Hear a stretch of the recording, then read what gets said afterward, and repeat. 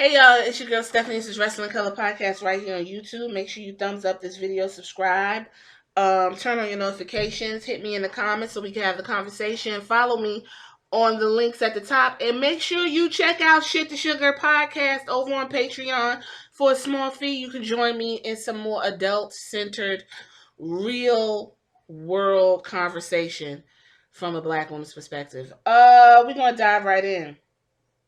There's a lot of excitement in the wrestling world and the non-white wrestling world, because I don't use the term person of color, POC. I don't use the term. I think it's erasure. I think it's blanketed. I think it has a lot of ramifications to cause a lot of issues. I think that the word person of color being interchangeable when you're speaking about black people is offensive, because you're essentially calling them colored, calling us colored, and we don't do that no more. And now you're saying people of color, meaning anyone who's non-white.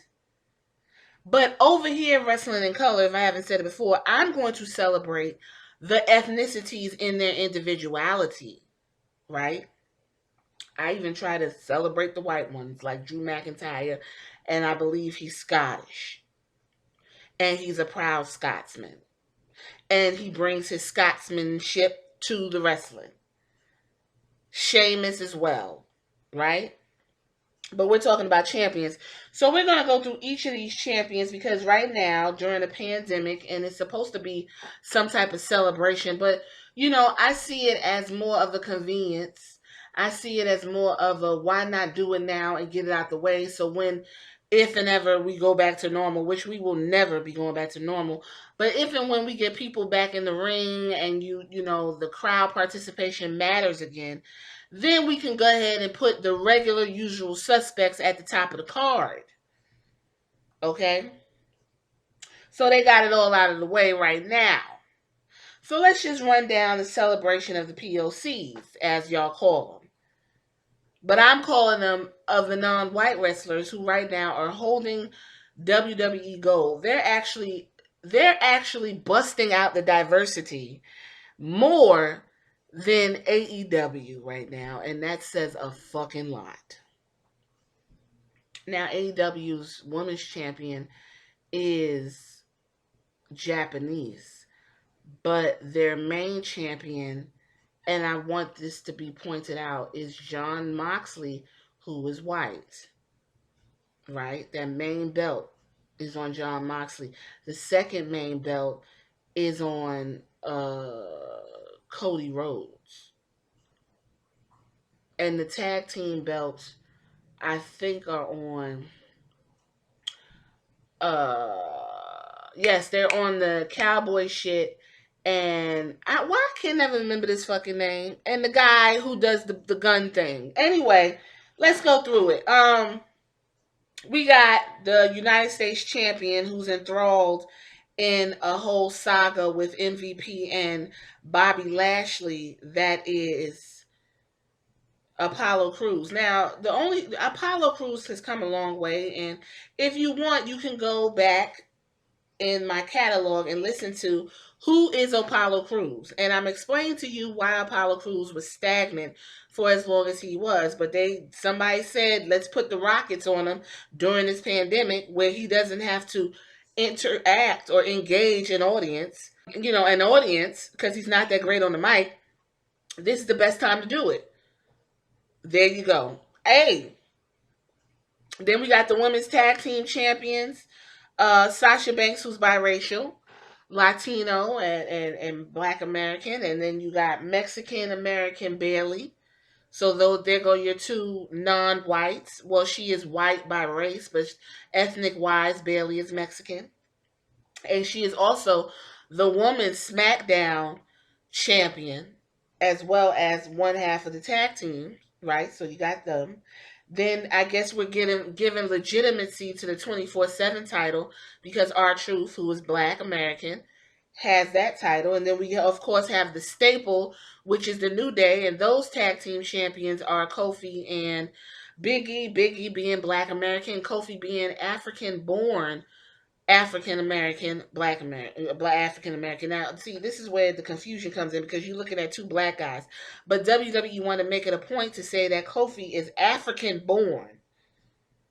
African American is specific to descendants of slaves in America. So Kofi is African and Big E is African American, right? That's why a lot of African Americans call themselves Black Americans to more distinguish themselves from other ethnicities because at this point, being Black American, African American, Negro is an ethnicity all in its own. It's a whole culture, whether you like it or not. Moving right along, we got newly crowned, great match, by the way, bask in his glory, Keith Lee. Let's give Keith Lee a round of applause. Adam Cole, listen, Adam Cole brings you to a great match. I'm scared for the Undisputed. I'm scared for Adam Cole. Big Keith Lee has gotten the United States champion and the NXT championship. He's got the gold over on NXT. He is the top guy. I don't know where they go from there because you are at the top. Where is nowhere else to go but to the side or to the bottom. He is a Black American man. Congratulations to him. Then you got Angelo Dawkins and Montez Ford, who are the Raw Tag Team Champions, both Black Americans. You know, Montez Ford is married to the beautiful Bianca Belair, who is a future champion. Then you got the gorgeous, I think she is so pretty, Io Shirai, who's Japanese. She is now the NXT Women's Champion. Okay, then you go ahead and come on over to Asuka. No one's ready for. She is the Raw Women's Champion of Japanese descent. And then you got, you know what, the Cruiserweight Champion. So the Cruiserweight Champion is, I'm going to see if I can say this right. El Hijo del Fantasma, who was in a tournament and beat Drake Maverick. Now, prior to El Hijo del Fantasma, who I believe is Mexican American, or a Mexican descent, I'm sorry. He got the belt. The belt was put on him because Jordan Devlin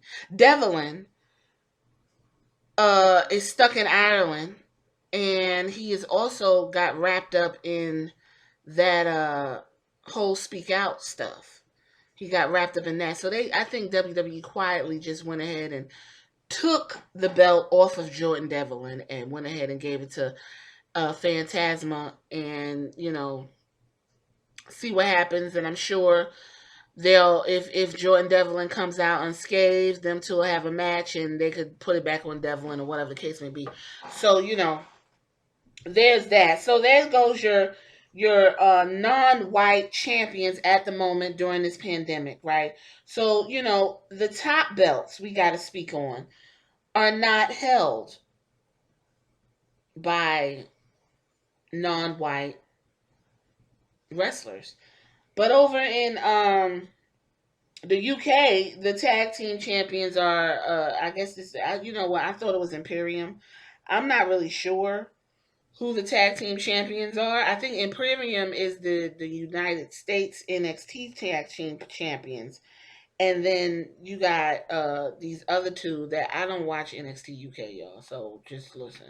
And then you got the one girl, a white woman of European descent, is the top, and then you got the one guy, what's his name, Edward, the European champion, and then you got AJ Styles from Gainesville, Florida, who's the IC champion, and you got Braun Big Dummy Strowman, and then you got Drew McIntyre. So we're celebrating mid card champions, and that's great, I guess. But none of them have touched that top belt, and that's annoying the fuck out of me.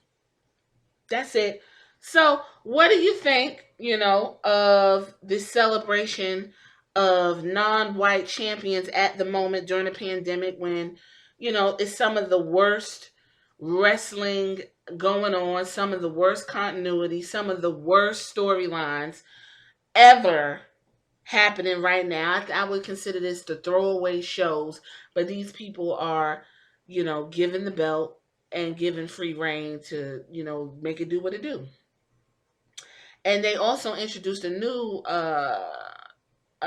United States Championship, which is really nice championship, but MVP is getting a push, and I'm kind of confused by that. So hit me in the comments. Are you excited about all of these non-white champions, or is it just a coinky dink that these belts are laid on these people right now? Because if we go back to having audiences, you won't see these people again like before. Let me know. Hit me in the comments. All right. This is Wrestling Color Podcast. Later. I'm sleepy.